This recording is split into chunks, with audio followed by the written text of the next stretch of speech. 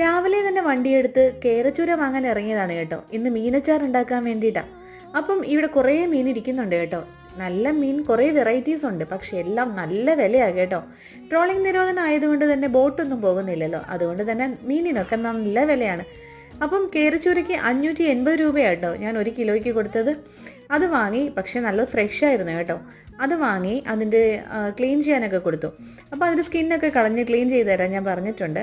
അതിൻ്റെ സൈഡിൽ അവർ വേറെ എന്തൊക്കെയോ മീൻ ക്ലീൻ ചെയ്യുന്നുണ്ടായിരുന്നു. ചാളയുണ്ടായിരുന്നു, വേറെ എന്തൊക്കെയോ മീൻ അവർ ക്ലീൻ ചെയ്യുന്നുണ്ടായിരുന്നു. എന്താണെങ്കിലും ഞാൻ കേരച്ചൂര വാങ്ങി വീട്ടിലേക്ക് വന്നു.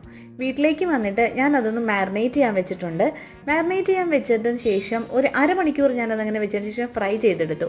അതിനുശേഷം ഇഞ്ചി വെളുത്തുള്ളി എല്ലാം നന്നായിട്ട് സോട്ട് ചെയ്ത് അതിനകത്തേക്ക് മസാലകളെല്ലാം ഇട്ടിട്ടുണ്ട് കേട്ടോ. അങ്ങനെ നമ്മുടെ ചൂര ഫ്രൈ ചെയ്തത് അതിലേക്ക് തട്ടിയിട്ടുണ്ട്. അപ്പം ഇതാണ് കേട്ടോ നമ്മുടെ ഫൈനൽ ലുക്ക്.